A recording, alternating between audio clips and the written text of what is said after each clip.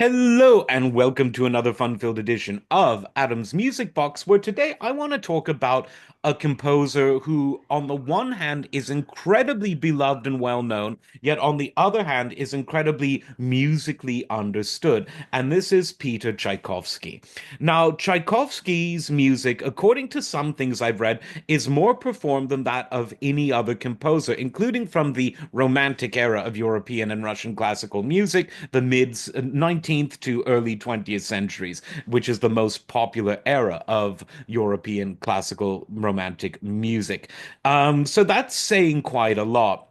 And Tchaikovsky was a master of many different types of music: opera, ballet, symphonies, programmatic pieces, and overtures, even chamber music, though that's probably a bit less well known. Concerti, both his violin and piano, very, very well known. And I, as someone who loves symphonies, I love all of his symphonies, from the incredibly musically sophisticated and harmonically advanced Manfred Symphony to the dramatic and frankly perfect Fourth Symphony to the romantic Fifth Symphony to the tragic Sixth Symphony to the very programmatic Winter Dreams, his First Symphony. Wonderful, wonderful symphonist. But of course, we all love his ballets as well, which had many symphonic elements. Now, Tchaikovsky was a master of melody, and that much is widely acknowledged. But he was also a great master of musical tension, and he created this musical tension with really interesting ideas about harmony and the way it builds and resolves. Now, Bruckner was also a completely different kind of composer from a totally different musical tradition.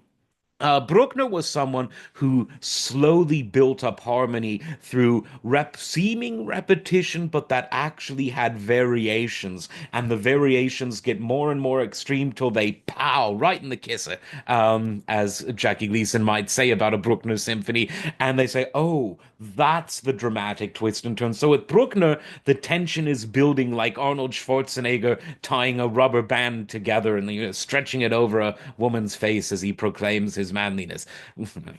It's a free show, folks. Where Tchaikovsky, from bar to bar, can do things to build and release tension that sit within a melodious structure. Very interesting technique. He's also a great arranger, which not a lot of people give him credit for. A great orchestrator. He's someone who knew how to use each section of the wide, growing and growing romantic orchestra and to do interesting things with it. Now, why is he misunderstood? Some people mistake his popularity for musical simplicity, and this is false. Likewise, some people think, oh, he's just a melodist, but no sense of harmony, no sense of sophistication or tension. Wrong. Dead wrong. Others yet think of him as a quintessentially Russian composer, and while he is Russia's most successful composer, there was a lot of space between him and the composers that consciously composed in a Russian style based on both the folkloric Russian culture and based on Orthodox chants. Those people were foremost called the Five, sometimes known as the Handful, and it was Rimsky-Korsakov, his sort of mentor who became menteed, the very wonderful Modest Mussorgsky, Mikhail Glinka, the inventor of Russian classical music, Borodin, and Balakirev. And Caesar Cui was the sort of literist that was part of that group. Those men consciously loved Russian culture and modeled their modern music on the ancient traditions of Russia. Tchaikovsky, he might have done some of that, he did, but he was much more interested in pre-Mozartian Italian music.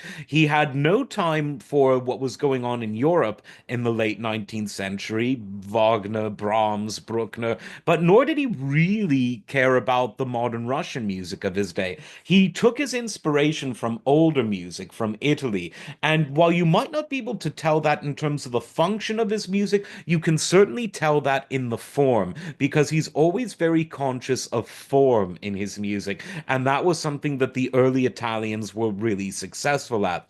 So, misunderstood at many levels. I think that the lunatics tried to cancel him. I don't think that's, you can't really cancel Tchaikovsky. Everyone loves him. But people misunderstand him. Not after this video, they don't. Like I said, it's a free show, folks. As always, like, subscribe, and we'll see you next time. Take care.